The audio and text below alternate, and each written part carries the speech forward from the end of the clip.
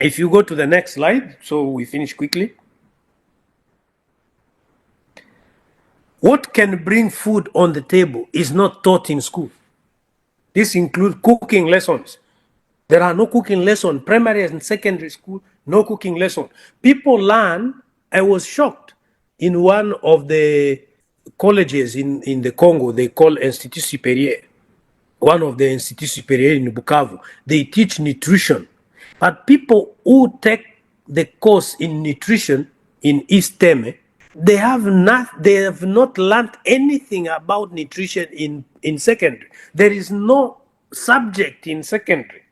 Correct me if I'm wrong, in the Congo, there's no subject which covers nutrition in high school.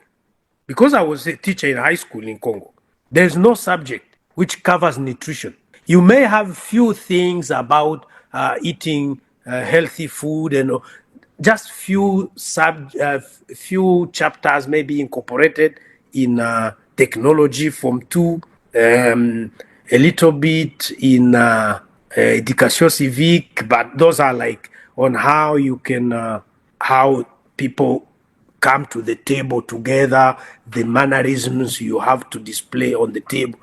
And in chemistry, I can remember chemistry form 4 in Congo, there are those carbohydrates, proteins, and lipids, vitamins. It's a bit covered, but it's only in what they call chimie organique, which is just in form 4, second term. Those of Congo they can correct me if I'm wrong, because this is like 20 years ago.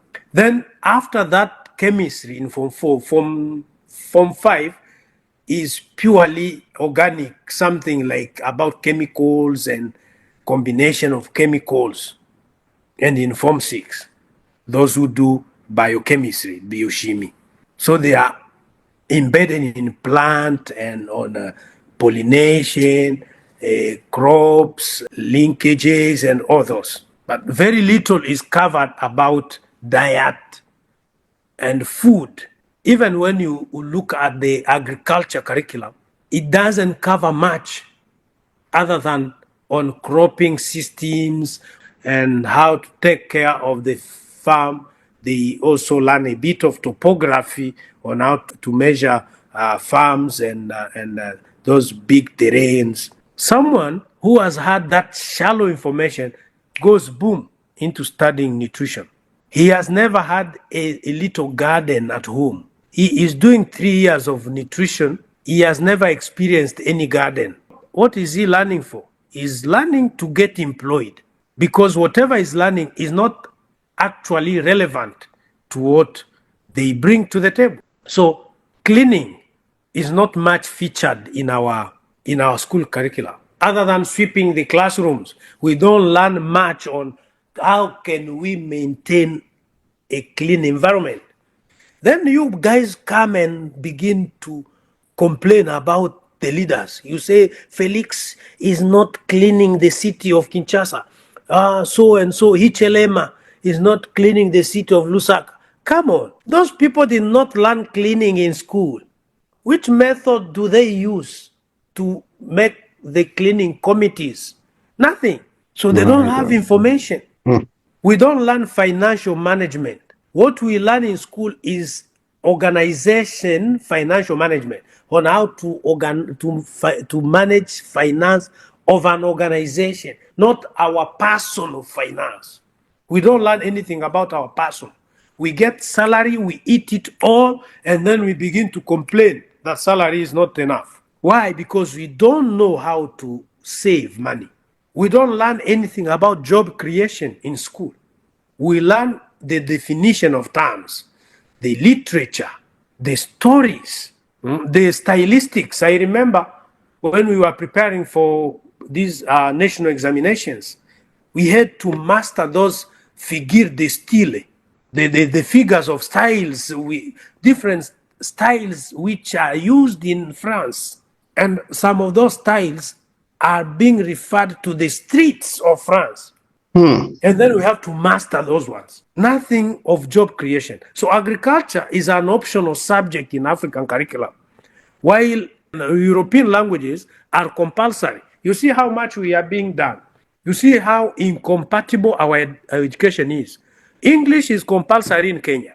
French is compulsory in Congo. But agriculture is optional.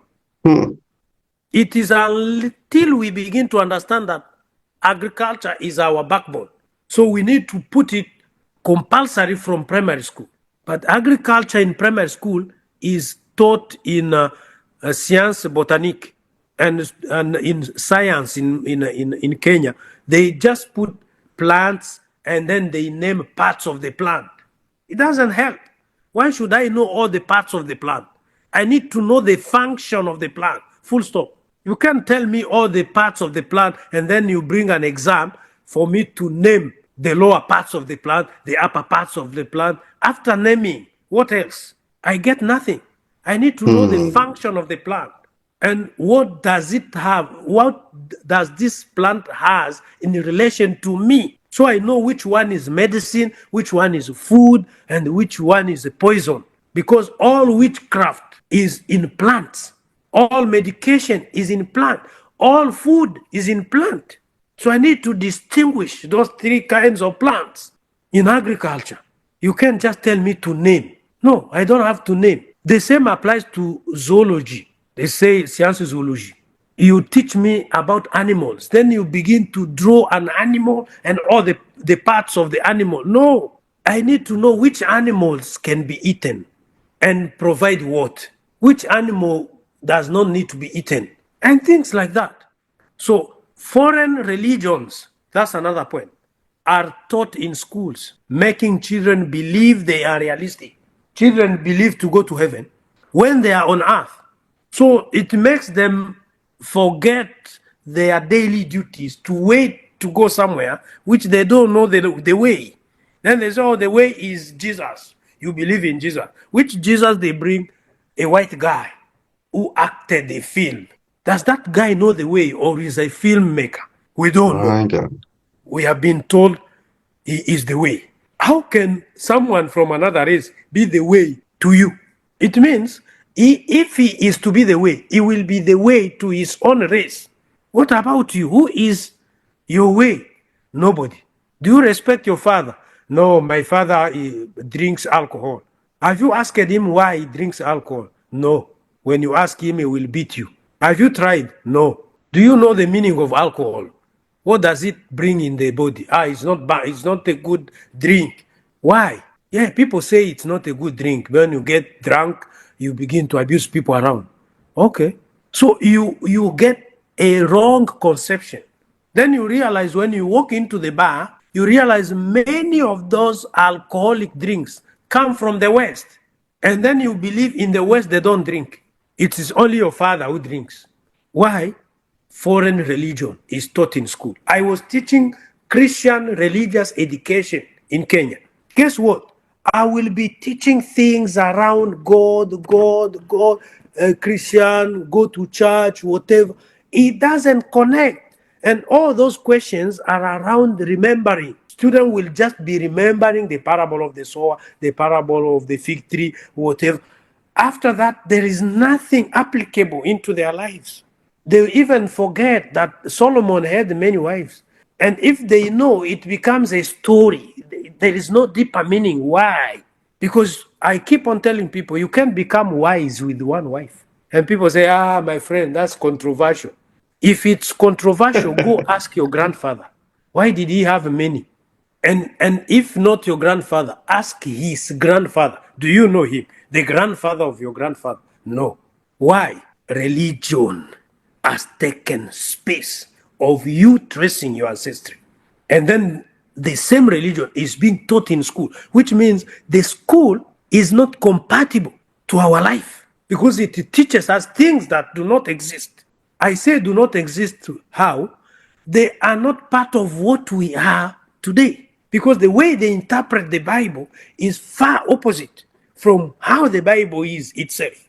Because some of the stories which Moses wrote, come on, my people, Moses wrote those stories. Moses wasn't there when the world was being created. Moses wasn't there when Adam and Eve had children. Moses was only interested to trace his ancestry. That's why the Bible is written in a narrow way. From creation, it jumps to Seth, it jumps to Enoch, it jumps to Lamech, it jumps to Noah, it jumps to Abraham. And then from there, Moses now has found himself. Then the story is large from Abraham because he was told your lineage is from Abraham. So from there, Moses wasn't interested to explain other things. He started narrowing down from Abraham to Jacob. And then because Jacob is the father of these 12, and then he started explaining those 12, he had to explain his own lineage of Levi. So Levi, Gershom, and his brothers, and then from Gershom and all those came the father of Moses, came Amram. Then Amram, Moses, and his brother. So you find like this man is narrowing the story, is not capturing the story of the whole world. That's why many scriptures confuse people. Cain is killing Abel and go somewhere else and marry. And then you will begin to wonder, where did he marry from? No, this is a narrowed story. Moses is not capturing everything. He's capturing the major events. We don't know how long this couple, Eve and Adam, to have Cain and Abel. Is Cain and Abel the firstborn? We don't know. Because Moses said they had these two sons. His interest was on what happened at the end of these two sons. Then at the end of the story, Moses says Adam and Eve had other children, boys and girls. Who are they? How long did it take to have those children? And then Moses will say, this couple lived 900 plus years. Okay, come on. If they lived 900 plus years, guess how many people were on earth by those 900 years? Many. This guy, Adam, could have had even grandchildren from whom Cain has married from. But because the story doesn't cover there, people begin to argue a lot. And then I tell them, shut up, man, and understand that this is a story from one person tracing their own history. Because everything which is in Genesis is not related to the whole world. It's just related to a region of Africa. Because if they say tall mountains, animals like lion and big snakes, they are talking about the Congo, about Kenya and Zambia and all that area where you find the cobra and all those things. If this man says the snake spoke to Eve, he's not referring to a snake as an animal. It's a figure of speech. So we are not there. But life with religion, education becomes nothing. Life is what you create and not what you are taught. So you can forget books, Mr. Avi. You can forget books at home, but you can't forget your head at home. That's my statement. Someone can quote me from that. And you realize the education we have in Africa is teaching us to forget our heads and carry books.